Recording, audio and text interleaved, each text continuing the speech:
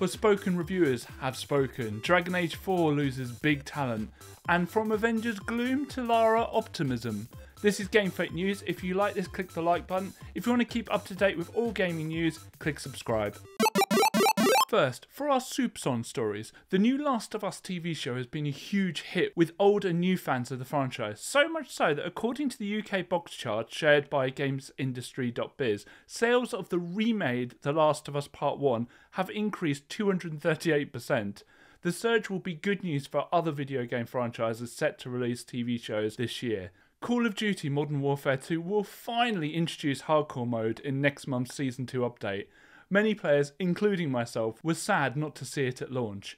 Hardcore mode decreases health, turns on friendly fire, and removes almost all the HUD, and is a lot of fun. Nintendo Life have reported that a modder has added an element to Super Mario Odyssey that was missing: FLUDD. The water hose from Super Mario Sunshine is available throughout the game and even in the 2D section. Game Freak's horse racing card game may jump from mobile to the Switch. Game Freak is best known for the Pokemon games, but this side project has reviewed very well, unlike their other moves away from the Pokemon games. Now to our headlines. Forspoken's review embargo has finally lifted. It's never a good sign when companies date embargoes just before launch, and the bad signs were unfortunately proven to be right. The Metacritic currently sits at 68, with 22 positive, 34 mixed and 3 negative.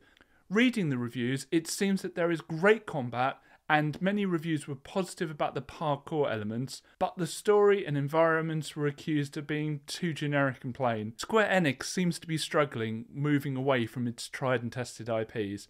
We talked just yesterday about their unsuccessful Avengers game.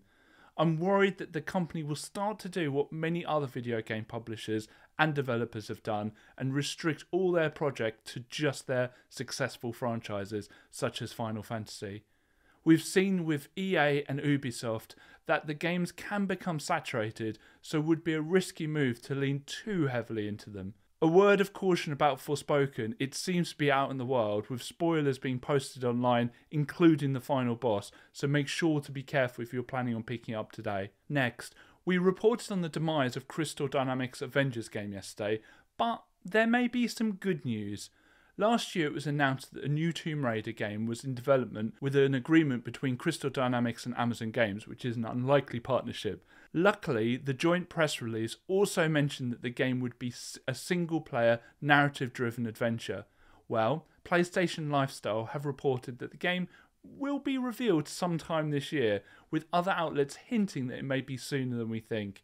Returning to Lara is such a great idea for the studio, who have probably been having a tough few years for a clearly talented team. Being bought by Embracer Group and working with Amazon Games will hopefully give them more time to work on the games they've made their name with, in the absence of the noise that surrounds creating service-based games. In our final bit of news, Dragon Age 4's production director Mac Waters is leaving BioWare after 19 years. BioWare, creators of the Mass Effect games, have been hard at work for quite some time on the follow-up to 2014's Dragon Age Inquisition, which will be named Dragon Age Dreadwolf.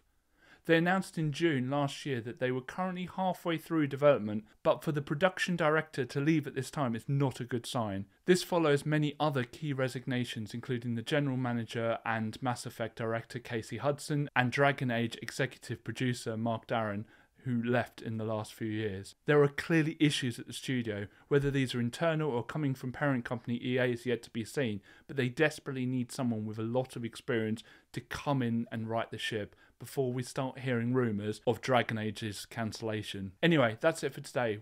Are you going to pick up Forspoken? Are you excited about a new Tomb Raider game? Let me know in the comments, and I'll see you tomorrow for another GameF8 News.